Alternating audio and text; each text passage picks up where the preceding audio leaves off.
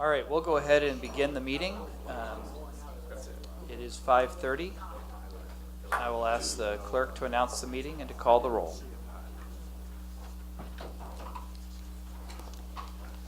A special session is being held on Thursday, June 4th, 2015 at 5:30 p.m. in the 5th floor conference room regarding the Convention and Visitors Bureau and Wyandotte Economic Development Council's next steps, followed by a legislative update. Roll call. Philbrook. Here. Bynum. Here. Walker. Townsend. Here. McKiernan. Here. Murguia. Johnson. Here. Kane. Here. Markley. Walters. Here. Holland. Here. Thank you very much. I'm going to turn this over to Administrator Bach to kick off our meeting. Thank you, Mayor, Commission. As was in the call tonight, is really as it pertains to our next steps as we're looking to extend our contracts with the CVB and Wyandotte. It's not a conversation about consolidation. I think the Commission was clear on that we're not moving in anywhere in that direction. I think the one thing that was set out in our study report and a couple of questions came back to us that as concerns were expressed over the study period to me by commissioners, I wanted to follow through with that. You know, one of the things that the Springstead report did set out is, do we believe that Wyandotte and CVB are operating successfully in a manner that we as major investors in each want them to operate? And as I say, major investors, we invest $200,000 in Wyandotte each year and a little over $700,000 in the CVB, and we would anticipate that's how we would continue our contracts or potentially even increase them based on how things go in the future. Currently, with each organization, such as with Wyandotte, our staff has quite a bit of involvement with them. We work with them hand in hand, I would say. I mean, we have formally bi-monthly meetings scheduled between our economic development staff and Wyandotte. I meet with them, I'll meet with them at least on a monthly basis and go over projects, activities that they're involved in, what they're doing. They're scheduled to come before our standing committee in July, give update reports on where they are, you know, and then we have a board member, or two, I guess, that sit on there. The mayor sits on the executive committee, and then we have another commissioner. McKernan is on their board as well. Commission didn't express a lot of concerns in our conversations as we went through this about our relationship with Wyandotte, or is there different in the relationship? And I will say we probably worked that over more a couple of years ago when we were looking at additional funding that we put into that entity. With the Convention and Visitors Bureau, it's a little bit different relationship, but we have 3 board members currently active. We are signing a 4th, so we have, you know, they only have 12 board members, so we do have 4 of those board members, of the capacity to 4 of those board members to be very active with what goes on. I would probably characterize our involvement with them to be more advisory from that perspective than it is contrary with Wyandotte, where we work more with the staff and how it's done, where we serve like the other committee members do from other organizations in the community, offer our input on things. However, probably from an overall involvement standpoint, this governing body has not sat down and offered a lot of input to say, boy, this is what we'd like to see or anything like that from that advisory, nor am I involved or get with them from an administrative perspective as to what's happening there. We do receive a written annual report from them. But it's been several years since we've had them come and present to us. So the Commission did express some desire about measurable goals and different aspects like that may want to do. So as I look forward to extend both their contracts into 2016, and before doing anything like that, I wanted to sit down with all of you and kind of get any additional feedback, thoughts you have, thoughts that come from, you know, the study did talk about different aspects of building those working relationships, and as I said when we started, if we expected more, we need to convey that.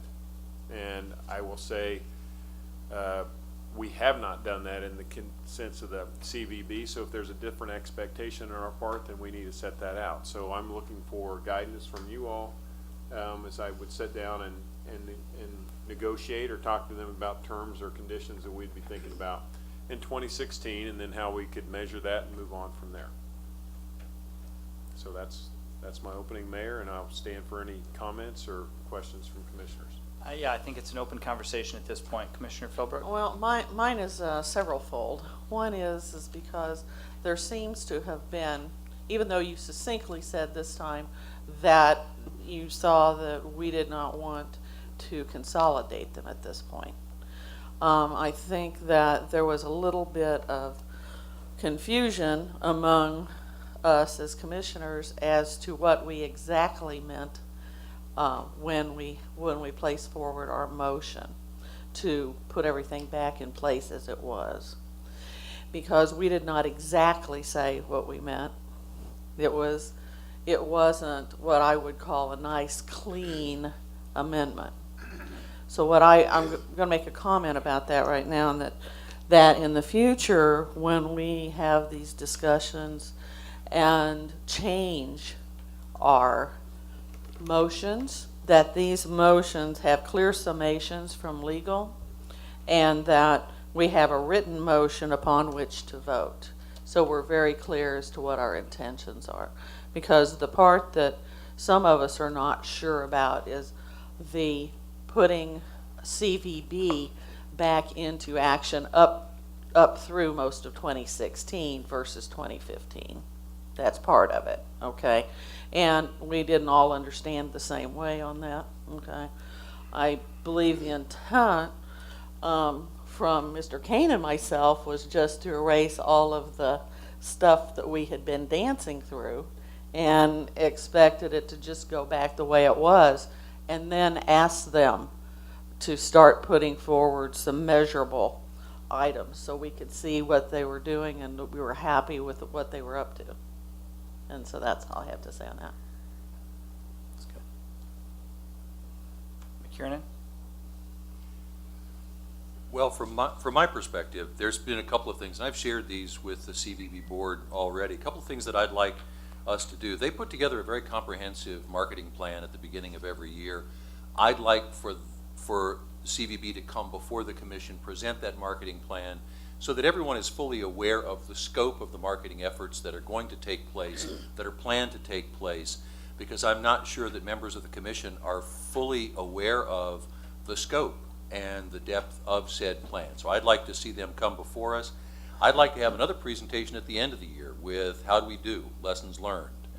And then I'd like to find at least one metric that allows, that in addition to hotel nights, at least one additional metric that we can use as kind of a return on investment metric that says we had an impact on convention and visitors, tourism, business within the unified government. And I keep going back to, and again, CVB board has heard this from me already, I keep going back to the study that was done, I believe in Longmont, Colorado, where, and there is like a quasi-scientific paper that's been published on this study from about 10 years ago, where there were some return on investment metrics that were referenced and I believe developed for that study.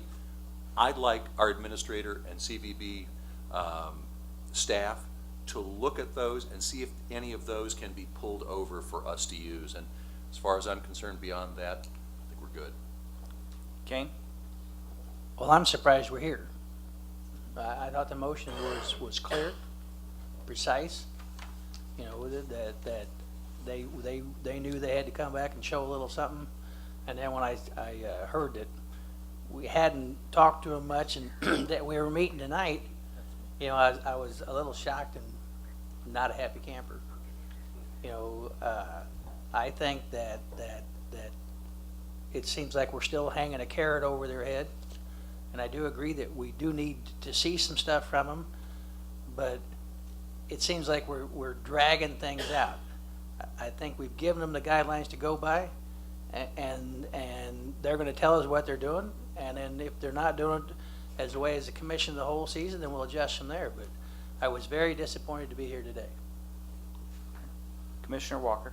I left the meeting with the impression that the issue that we voted on was to discard consolidation of the entities, nothing more. I think that Commissioner McKiernan has stated it succinctly that we need to have measurable performance goals for, maybe that's not the right word.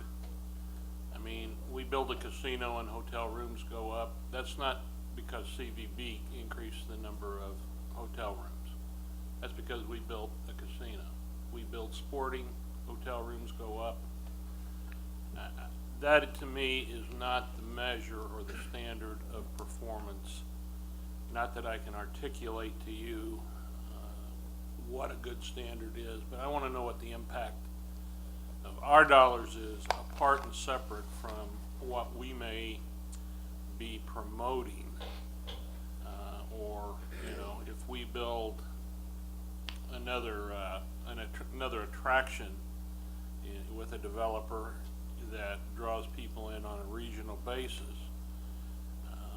I guess it's my feeling that they're going to stay at hotels in our community, and that's, I'm not sure how that relates to what the CVB is doing. So I guess I'm agreeing with Commissioner McKiernan, and as a lawyer, I'm fine with extending the contract through 2016, but I'm not fine with extending it until we have the contract nailed down, including the quantifiable goals. It's simple as that. I wouldn't recommend anybody sign a contract till all the terms are agreed on.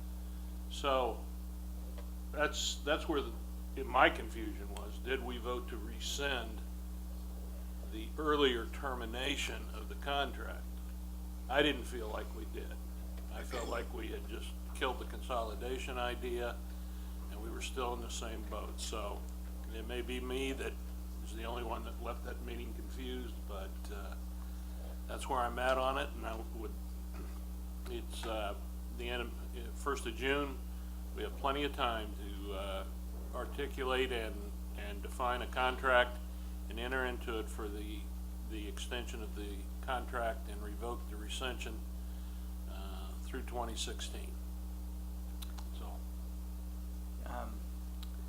Yes, Commissioner Bynum. I was not an elected official when the discussion and motion was made, but I went back and read the minutes, and I'm not clear on the final decision that was made. The final motion that I read was put it back the way it was, motion carried, and I left wondering, put what back the way what was. So if there had been a vote in fall of last year to have their contract run through this year, then what are we putting back? And I guess my comment is we do need to work on what metrics it is we're asking for.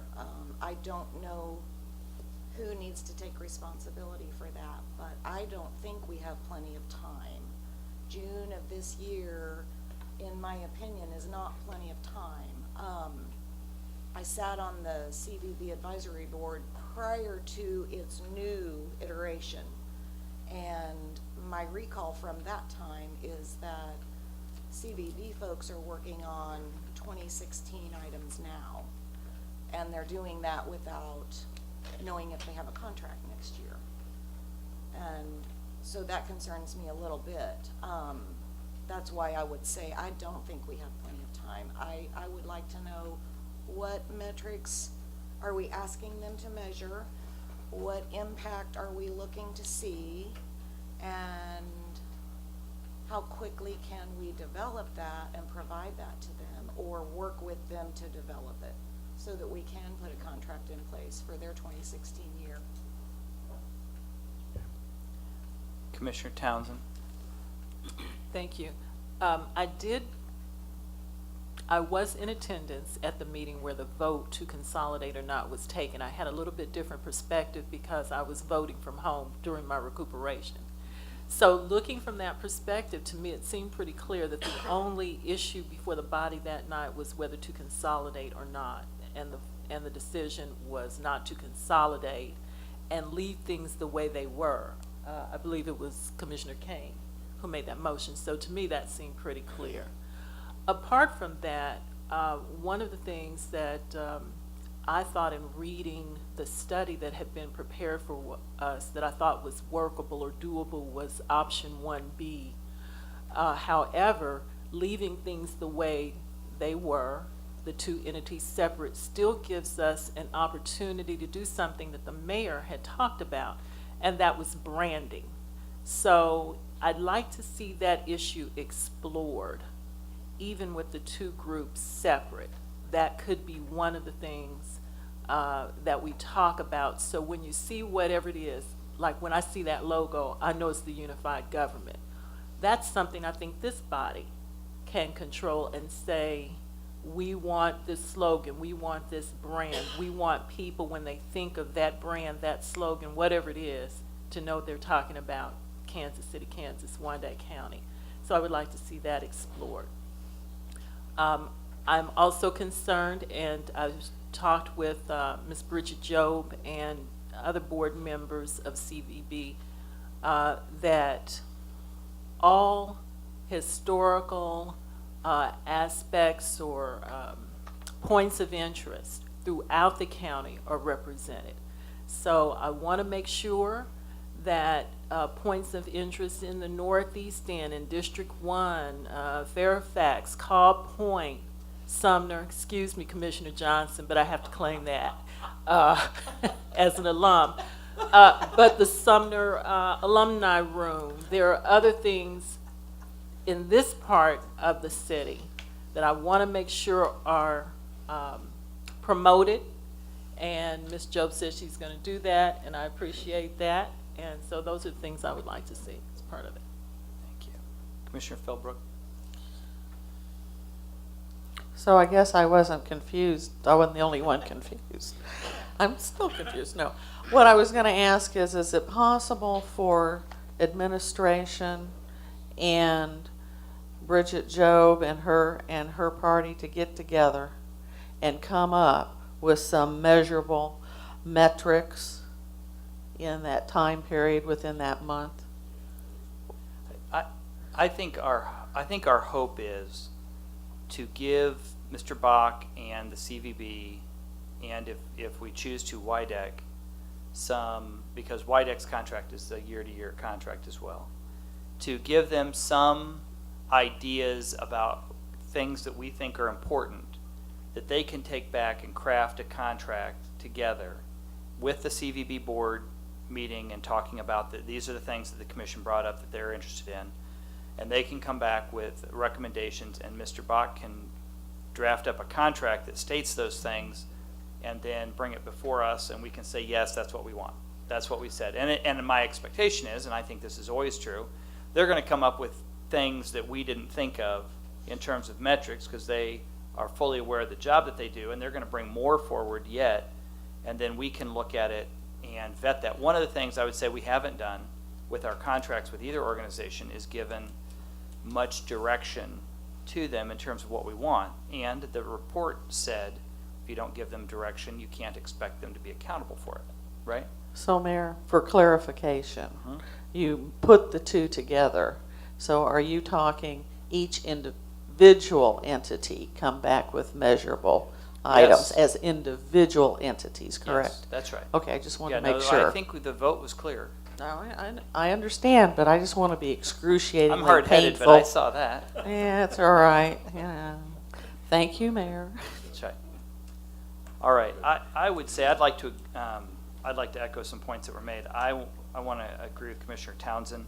I would like to see in Kansas City, Kansas, a joint branding for our community that is unique. You know, one of the things I see when I look across the river at Kansas City, Missouri, their Convention Visitors Bureau has a brand, their Economic Development Group has a brand, their chamber has a brand, and the mayor's office has a brand. And so you have all these different brands out there that represent Kansas City, Missouri, and they're all working for the same city. I'd like to ask the two groups in each contract to ask for a joint marketing and branding component that we can pool resources for and raise the caliber of that branding that ultimately this group would probably need to approve in terms of that effort. So I think there could be some branding for KCK Wyandotte County that would be beneficial for tourism as well as for business attraction and retention, as well as other business that we have to do. So I think that branding piece is something that I really could be excited about. So you would call that partner branding? Yeah, I would call it a partnership because if you look now, there's 3 different brands, and I would invite, we don't have much say, we don't have a contract per se with the Chamber of Commerce because we contribute very little money to them just as a member. Well, it's not nothing, but it's relative to $200,000 and $700,000, it's not very much. But I would ask all of those groups to look at a joint branding / marketing project where we could say that's the brand for Kansas City, Kansas, and everybody that's trying to talk about Kansas City, Kansas, to make it more universal. I mean, you look at the brand on the screen right now, it's Microsoft's brand. You don't have to use a word to it, you just know that's their Windows logo. And so I think to have something that's immediately recognizable for Kansas City, Kansas particularly, I think would be a great, Kansas City, Kansas, Wyandotte County would be great. And I think the unified government needs to have its own logo and its own brand. I don't think we're trying to brand the government here. I think we're trying to brand the community. So I think that's an opportunity. So I can understand WIDEC, and I can understand the Convention and Visitors Bureau. But to loop the chamber in there, which is a completely separate entity and does not represent us, Right. that could be a problem. I would just invite them to see what that would look like. I mean, maybe we don't end up partnering with them, but I think that's I just think if people are marketing our community, we ought to be marketing the same brand. That's my view. And so I think we ought to explore it. And see what happens with it. So that's one recommendation. Another is, I think there could be some joint event planning. I think there's all kinds of events that, again, going with a similar branding, if you have similar events that reinforce that, I think that could be beneficial. I don't know what that looks like.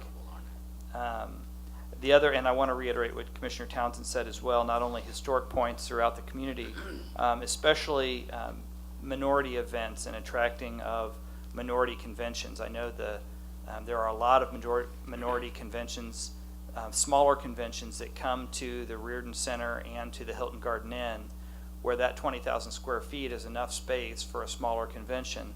I think some intentional marketing for those events and packaging for those events would be well received. I mean, the greatest asset we have in our community is diversity. We have a greater level of diversity than any but one county in the country. There are only 2 counties that have all 3 minority groups, white, black, and Hispanic, all have above 25%. I mean, that's pretty remarkable diversity that we have that we need to celebrate in our promotion. And I think that's something that could be marketed as well. So those are the 3 things that I'm thinking about that I'd particularly like to see moving forward. Commissioner Kane. Thank you, Mayor. Like Commissioner Philbrook, I'm more worried about CVB and economic development than I am the chamber. Our chamber is hooked up with the state chamber, and the state chamber has not done this municipality any good at all. So I would not want to see that. Not that I dislike some of the members on the Kansas City, Kansas chamber, but the state chamber has just absolutely jammed us, and I'm not interested in helping them in any way.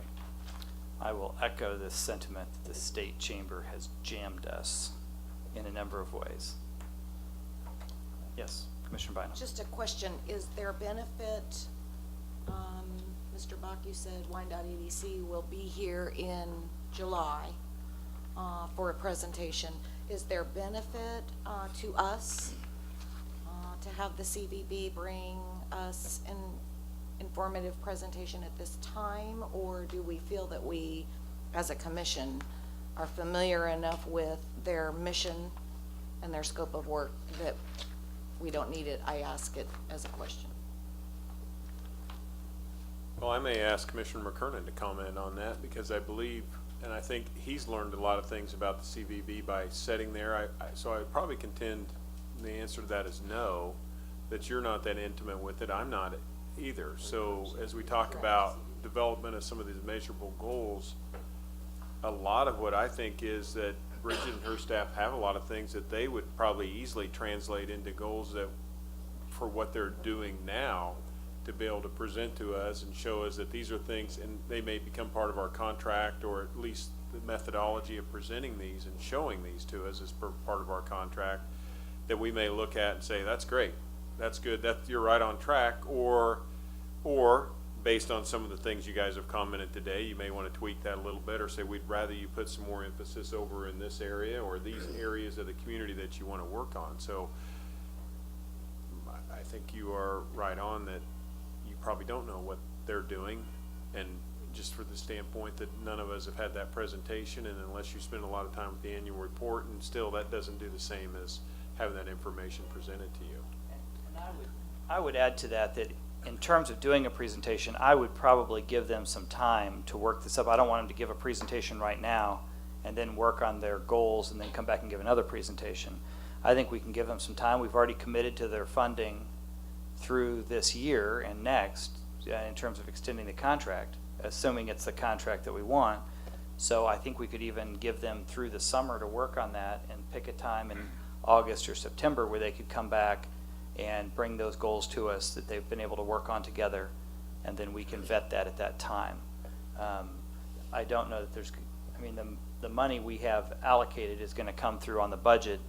I think that allocation is separate from the contract in terms of what we ultimately sign. So I think that presentation could come later. That's my view. And certainly one of the things that I've been recommending is to the CVB board, from my perspective, is that they do come and give us a presentation. They put together an amazingly complex and detailed and broad in scope marketing plan that I would not do justice if I brought it back here. And they've given us some paper copies of that in the past, and that's all well and good, but the paper copy doesn't really allow them to elaborate on how it was constructed, what the thought behind it was, how it gets, it's just a spreadsheet. And I think that if they were to come before us, they could bring that much more to life and really give us clear insight into this broad-based and very comprehensive plan that they have. And they've heard me say, and they know, it is more. They are doing more than just hotel nights. They're doing way more than that. I just want them to communicate that to all of us, because I think we will all be pretty amazed at what they put together on an annual basis and how they pull it off. And I can guarantee you, they already know a lot of metrics that we could use. The question we have to come up with, is that the right one? Do we want to use that? And we can figure all that out. All right. Well, yes, go ahead. I just want to clarify on where you're at. Our current contract runs through November of this year. Now, maybe to join together the points you're saying is, I don't, there's no intention here that we're not funding them through 16 and probably beyond, but so maybe it's a matter of an extension of the contract that commits the funding through 2016, that they have all that in hand, and then we develop the terms of our expectations.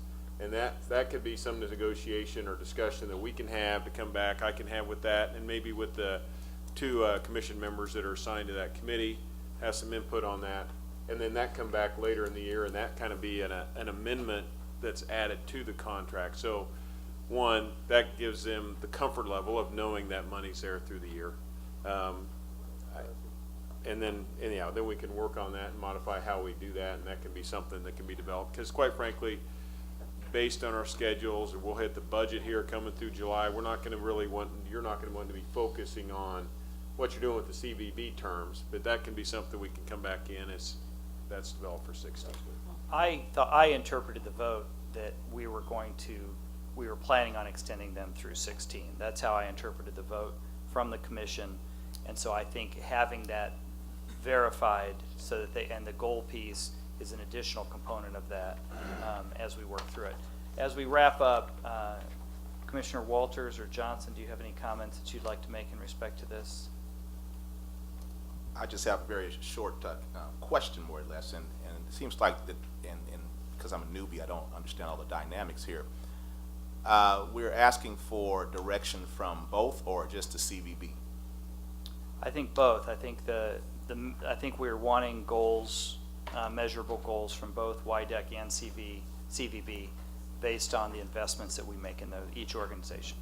Okay, which I totally agree with and so totally support, so thank you.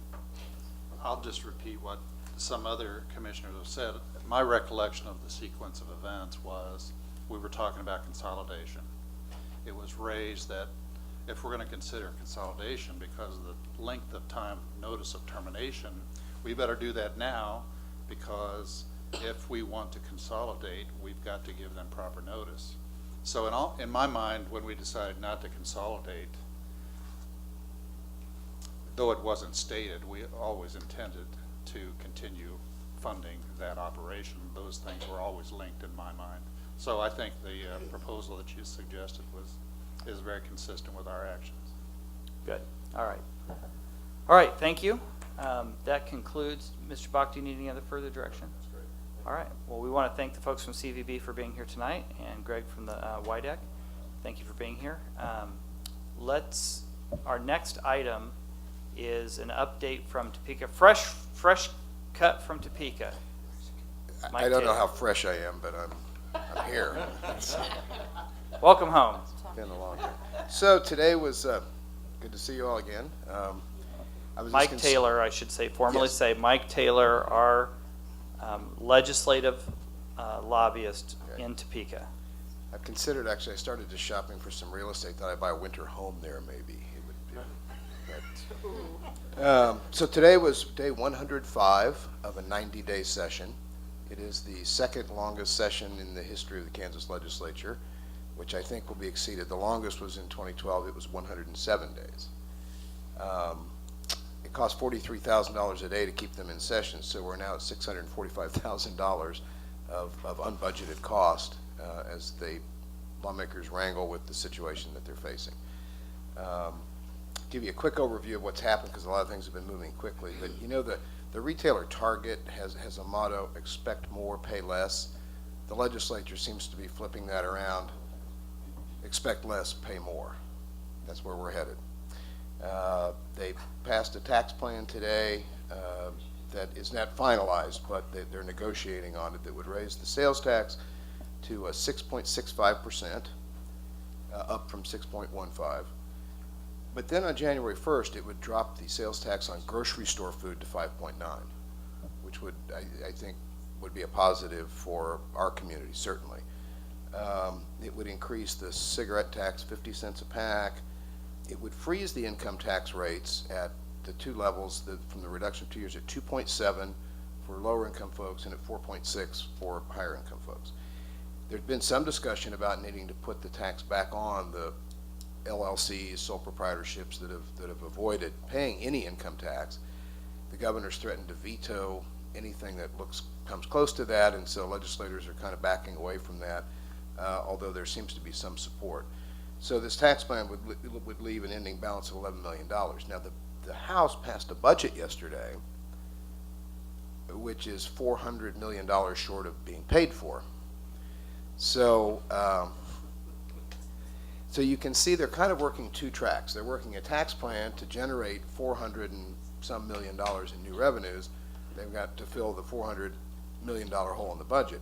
They also now have a second budget plan that would fill the hole by cutting every agency in the state an additional 5.7% across the board. That would be a $450 million reduction to the state budget, which would affect every entity. And already, and here's the deadline pressure, is because of the way the state's pay cycles work. If they don't get something done by Sunday, as many as 66,000 state employees will have to be furloughed, because they won't get that paycheck until July 1st, which is the first day of the state's new fiscal year. There won't be any money to pay them. So that's the pressure that they're facing as they try to work through all of this. One of the things that I'm looking at, and it's hard to know right now, but if in fact they go the route of cutting that much more out of the budget, we'll have to really analyze what's the trickle down to local government? How's that going to play out, and what other duties are there that we'll have to perhaps pick up? Too early to know that now. I'd said to some of you the other day, it's a very dangerous time over there because a lot of folks are just sitting around waiting for things to happen. There's a lot of hurry up and wait kind of things. And they're trying to assemble enough votes, 63 in the House, 21 in the Senate, to get something passed. And they're in major disagreement. The Republican Party has fractured over whether we cut more spending, or we raise taxes, and some of those disagreements are pretty strong. So it was a political move, but out of the blue on Tuesday, a senator from southeast Kansas trying to get some kind of a tax plan passed out of the Senate proposed a property tax lid on local government. There was never a bill this session. There was never a hearing. There was never any discussion of it. It just kind of boom, and there it was. So we scrambled, and I'd say we, myself, my colleague from City of Wichita, the League of Municipalities, Association of Counties, and the bill, it was so unworkable, and that's what happens when you try to cobble together public policy on the floor, make it up as you go. It would have required, the gist of it was that if your revenues exceeded what they did last year, exceeded the CPI, the Consumer Price Index, over what was last year, you would have to have a public vote. The public would have to approve that budget. The bill called for the vote to be held on August 1st, or the first Tuesday in August. Well, as you know, the time frame is, that's about the time we're actually adopting the budget. It's not certified until August 25th. So the timing doesn't even work. I mean, it's just totally unworkable. Well, we went to work. We got both the House conferees and the Senate conferees to agree to take that out this morning. So, yay, good news, a victory. We got rid of that. But the realtors, the Kansas Policy Institute, Americans for Prosperity have already told us we're coming back with this next year. So, and I just said, well, at least I'll have time to write testimony, you know, instead of you pulling it out at 3 o'clock in the afternoon. So we'll have to watch that. And one of the things that, it's not unlike the truth in taxation measure that passed last year that we now have to do on the budget if revenues are exceeded. But that just requires you all to vote an extra vote. This would have required a public election on that. So it'll be one that we'll watch. There have been a number of costly bills that we've been able to luckily stop. There was a proposal to change the way motor vehicles, cars, are taxed in the state. And working with Lou Levin, we calculated that would have cost us $3 million a year in lost revenue. There was a proposal to put sales tax on all the purchases that local government makes. And the way they wrote the statute, that would have included the concrete or the asphalt that we buy to put down for a new street, you know, or the pipe that we buy for a new sewer, or the paper we buy for the copy machine. We don't know even what that financial impact would be, but it would be a lot. So that idea kind of got shot down, luckily. There was another bill that would have that would have required, mandated that all police departments in the state have every officer wearing body cameras. That bill went away. Again, the cost was a major issue in that, and I know our police department, as are many others, are looking at that issue, and some have started to implement it, but the cost factor. So again, it was the idea of the legislature mandating something on us that we would have to pay for, so we got that stopped. There was another a bill that would have affected the way we do bonds in municipal court, which, working with Judge Ryan, it would have had a fairly sizable fiscal note. So we were able to stop all of those. Oh, and today, some good news. We'll see if it finally passes, but a very recent issue with the idea of the motor vehicle registration notices going to the postcards. The Senate didn't like that idea, and so they convinced the House negotiators to block that. And it was going to be a $500,000 a year savings for the Department of Revenue, but it's in the conference committee report to not do that. We had made a decision to go ahead and print the notices ourselves the way they currently look at a cost of about $45,000. So we may be able to save that money after all. We have to wait and see what the final vote is, but so that's another one. But all these bad ideas, there's an old saying that if you want to live forever, just keep walking around the State House because nothing there ever dies. And it's especially true of bad ideas. So we'll have to keep watching. Let me give you a quick update on some legislation that we brought, and it's not advanced. Luckily, it'll stay alive into next year. The abandoned housing piece, dealing with blighted and abandoned housing, we got it out of the Senate committee and onto the Senate general orders calendar, but they failed to run the bill because of some opposition that came out of Wichita at the very last minute. Some conservative, kind of libertarian folks who had not engaged in the debate, and it's been a debate going on for 4 or 5 years now, and raised the whole specter of we're stealing people's property and that. So we had to re-engage and do all of that. So the bill is sitting there. It's still alive. It's sitting there. Our proposal to increase the interest rate on delinquent taxes, because they lowered it last year, I got it passed out of out of House Tax Committee. It's sitting on general orders. Our bill to deal with these little de minimis checks, the checks for less than $20, some of them for 10 cents that we have to track and at a very big cost.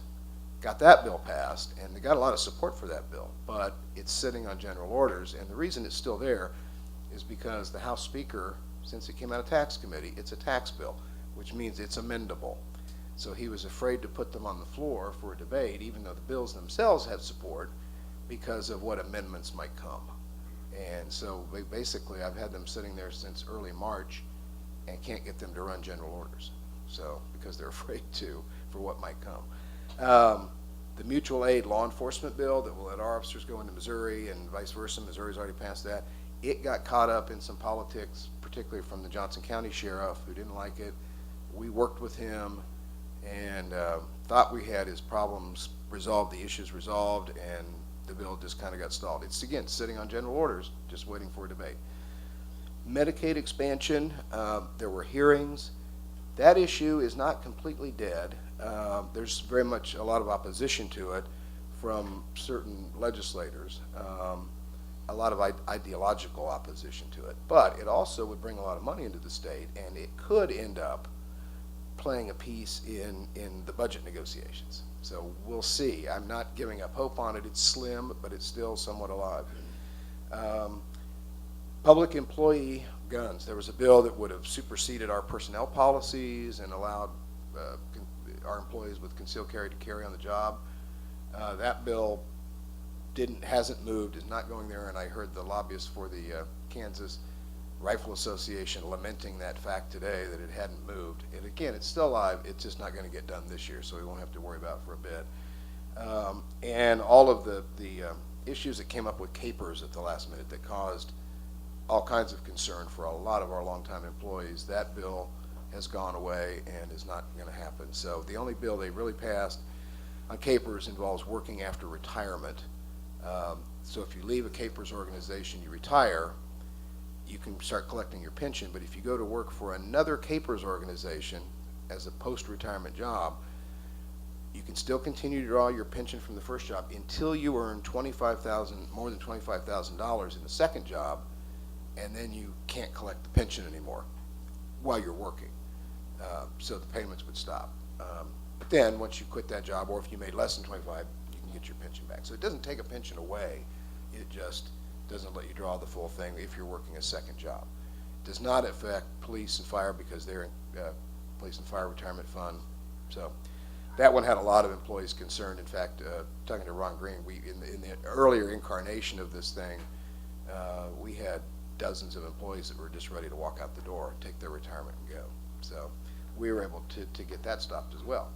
One bill that did pass that we opposed, although I'm thinking we should declare it a modified victory, is the city elections bill.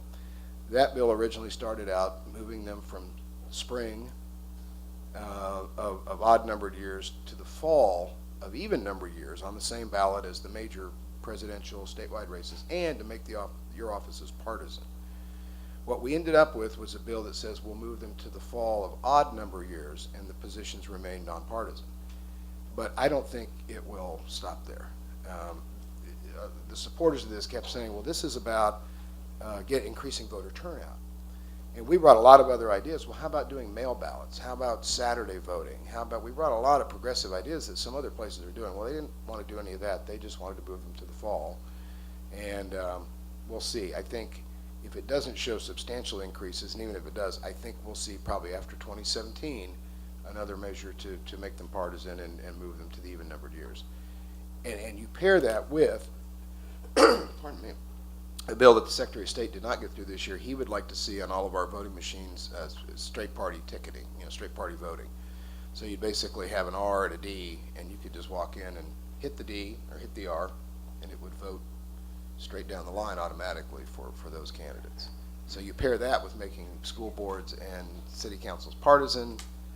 I don't know. I don't want to be a conspiracy theorist, but I tend to be just a little bit in this case. So it's what I call the world domination plan. And the lobbying bill, which was really ridiculous. It would have first put me out of work in terms of the lobbying, no publicly funded lobbyists. We went from that to, well, we want to know what all the associations that you pay money to that do have lobbyists, which was untenable in the way it would work. And I'll just use an example. We have a membership in the KCK Chamber, as most cities belong to their local chamber. Well, the chamber has a lobbyist. So we would have had to report the full price of our membership as we're spending that on lobbying. The KCK Chamber belongs to the state chamber, which has a whole bunch of lobbyists. So we would then have to track what does the KCK Chamber pay the state chamber and report that. The state chamber belongs to the U.S. Chamber, so we would have to track, and we would have to report all of that for every association that we belong to. If U.S. Conference of Mayors, the Public Works Directors Association, it was so ridiculous. So what we have it down to now is I will have to file a report that basically says, here's what I'm paid to go over and lobby.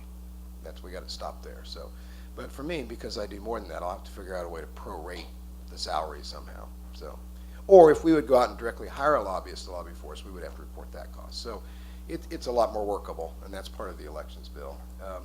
Part of that elections bill I'll mention because it was filed about is it does have a provision in there that if there is a vacancy on a city council or a commission,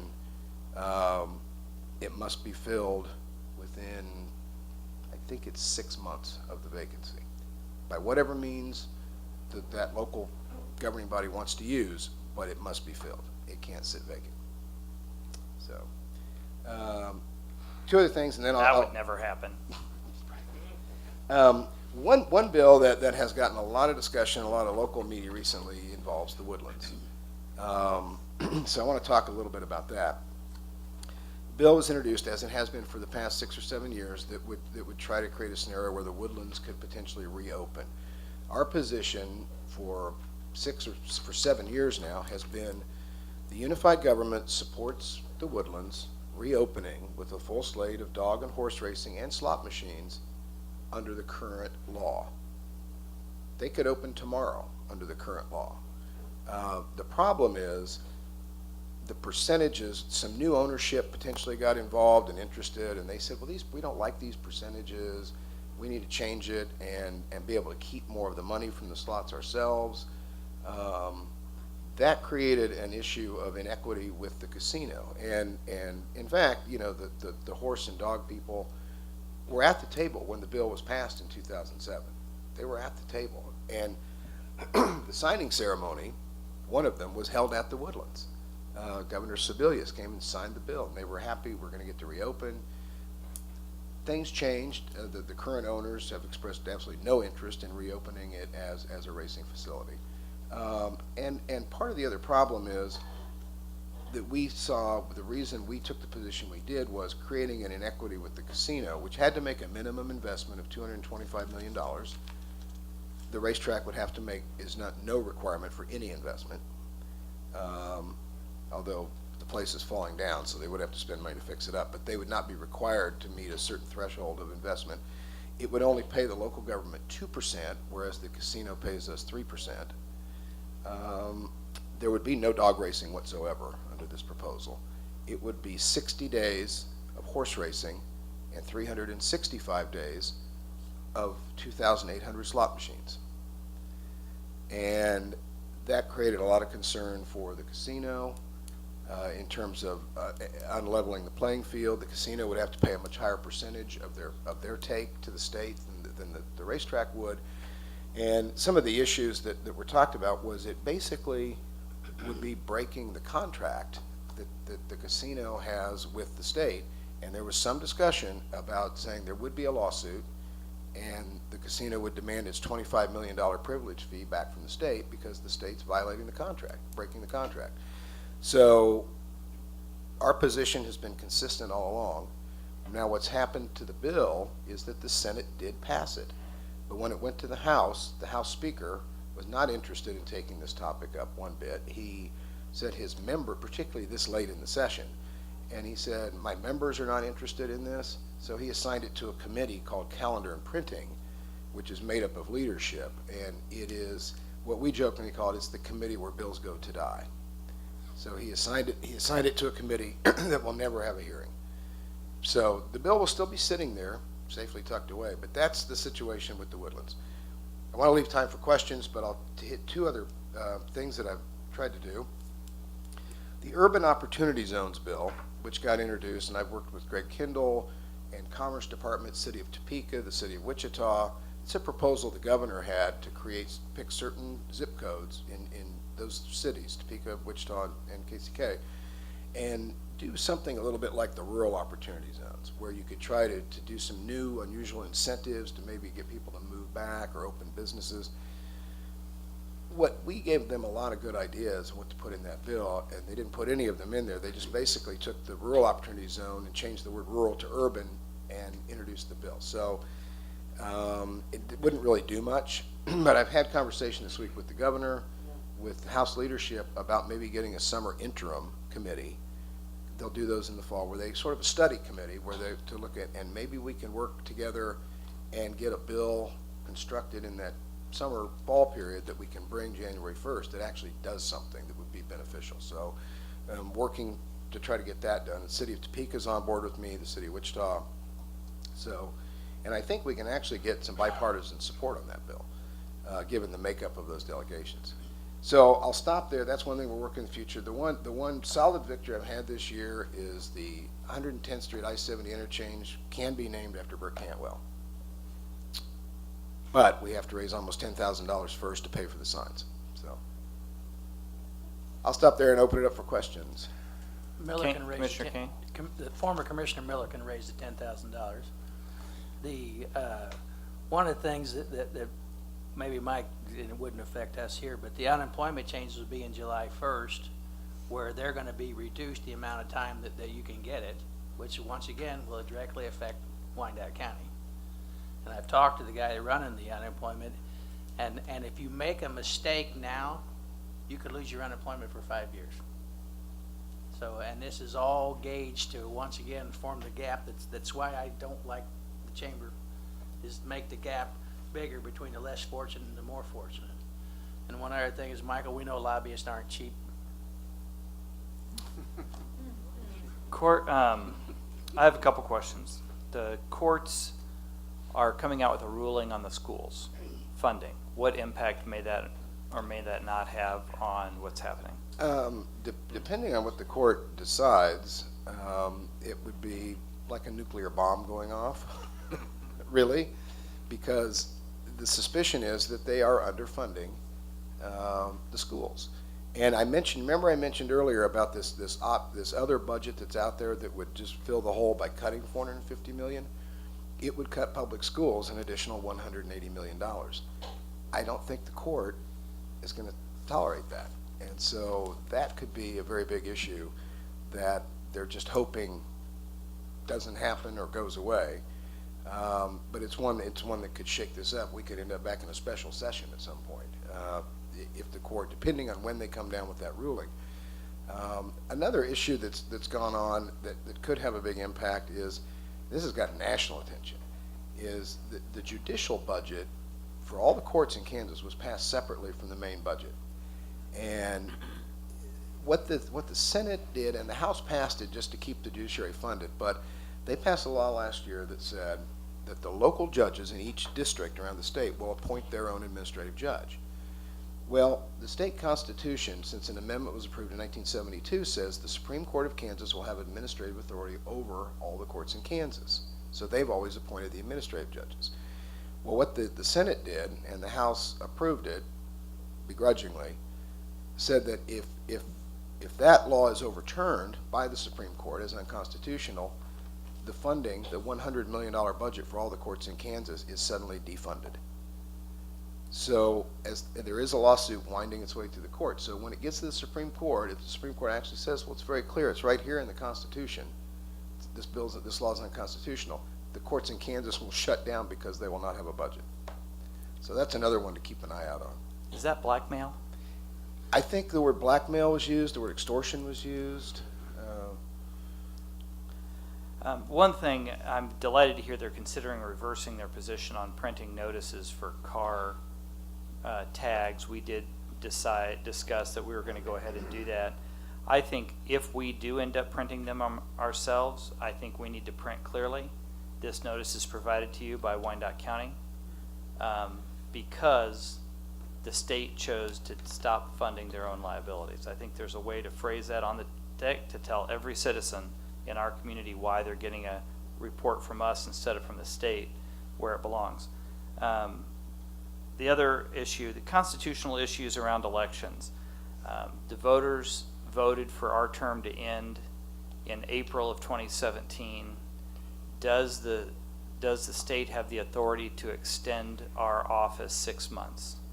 That's in the bill, of course, because you have to do a transition to get you to January 1st. So literally, yes, it would extend your term by 6 months beyond what you were elected for. Through the league, excuse me, we're looking at that question because we're fearful that they may not have the authority to do that. And we're concerned. So let's say that we've got another big economic development project coming to the community. And it gets discussed by the commission and contracts are signed and all of that by an official who is serving 3 months past the term he was elected to serve.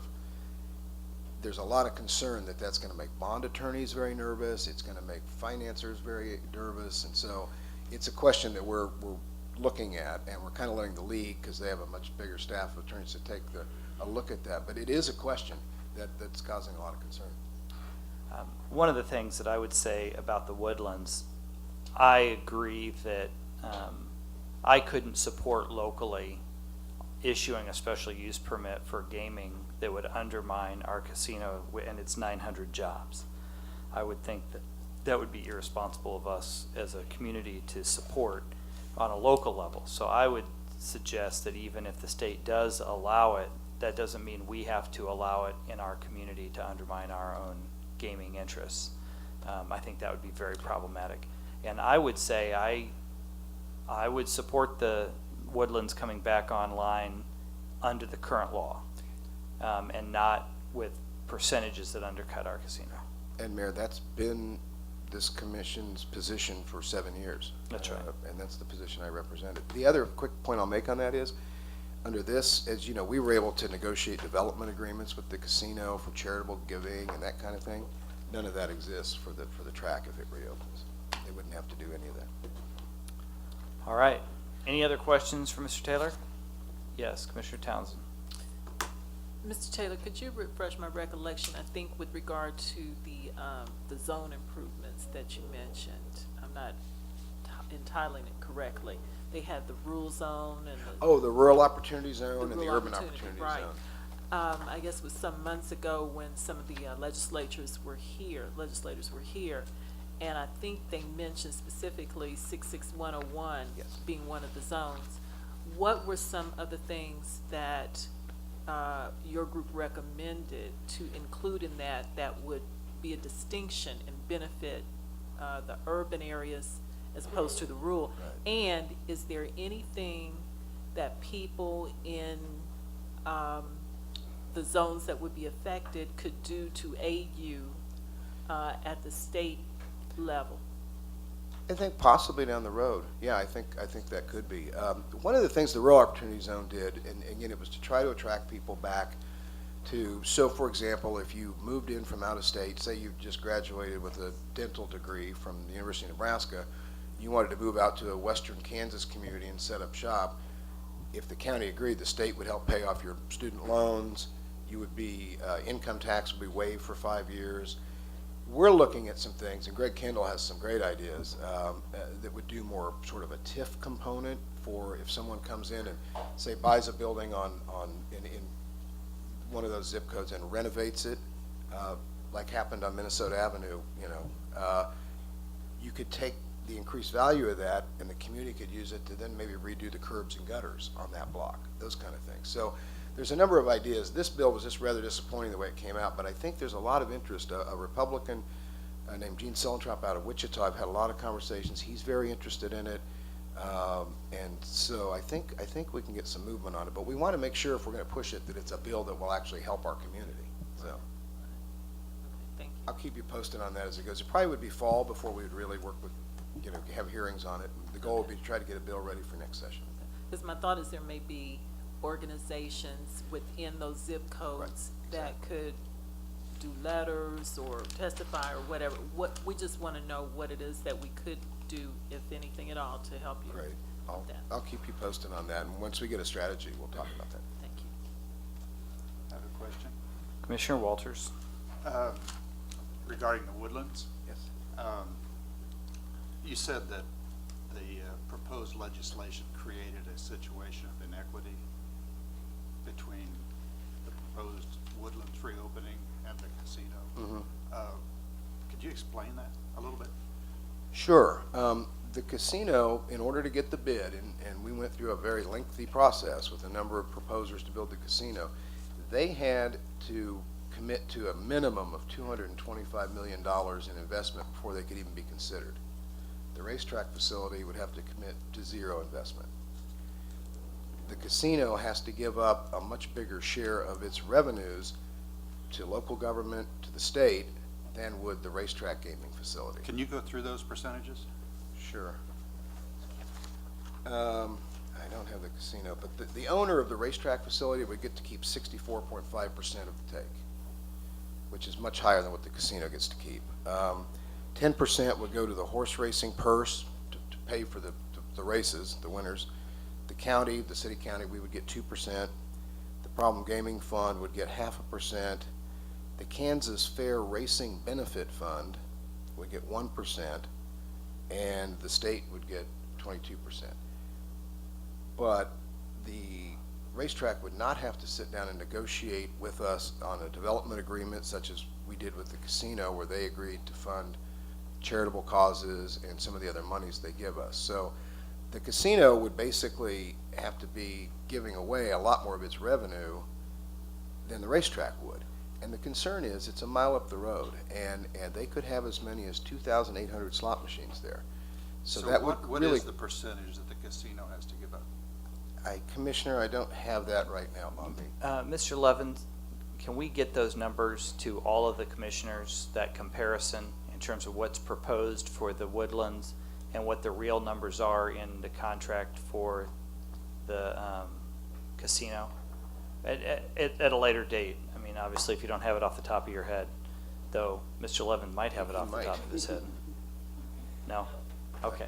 So, But I think those are numbers that I would like that for all of us to see that comparison, because that's a relevant piece about this particular position. And I would make one other point that even long before I was living here, I know in reading the history that the community had always said, we want a destination casino. We don't simply want a giant slots parlor. And that policy goes back to the 1990s in this community. Our fear is that the racetrack would become a giant slots parlor. We have 60 days of horse racing and 365 days of slots. And When you say our concern, who's that?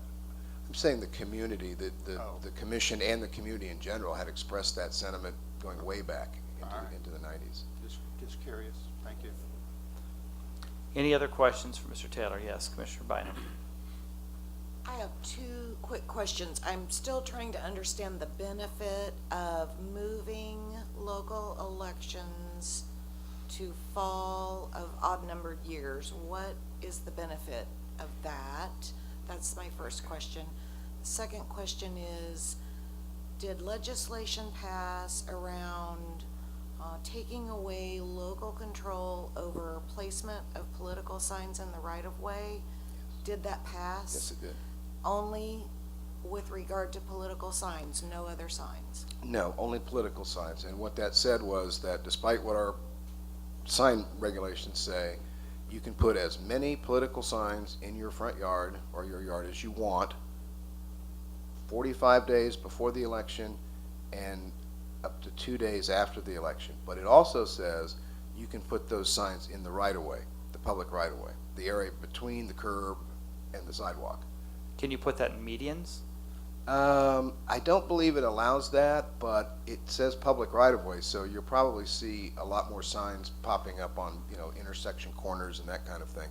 The one thing that KDOT actually, Department of Transportation actually got involved with this on that one because they said, you've not said what size, so you could come and put a 4x8 plywood campaign sign on a right-of-way of a street, and then they were worried about, blocking the sight lines and vision. So we got that sort of corrected. But yes, they did preempt us. And then I'm just trying to understand what is the benefit of a fall versus a spring election in an odd-numbered year? The proponents of that say that the turnout in spring elections is always very low, and people are used to voting in the fall. So if we get them in the habit of every fall there'll be an election, it'll increase the voter turnout. That's their argument. We made a lot of points where we don't agree with that. We don't believe that's really going to happen. And we also had, and our election commissioner came over when this first came out and testified, was very good. He presented a lot of logistical kinds of reasons why if you put it on the even number years with the long ballots, it won't work because our machines can't handle ballots that long. But we'll see where this goes. I'll just flat out say, and I said it in committee, so I'll say it here, it's a plan for world domination. Yes, now you'll have to walk for your elections in the roiling heat of June, July, and August. Well, it also doubles the length of the campaign season. Right. You'll have a primary August 1st, and then the general won't be till November. And the filing deadline is in June, Filing deadline would be the same as for state offices, yes. so it would double the whole length of time for the campaign season. All right. May not get snowed out on the election day. It'll be less likely. The percentages will be lower. All right. I think that concludes our meeting for the special session. We will reconvene downstairs at 7 o'clock.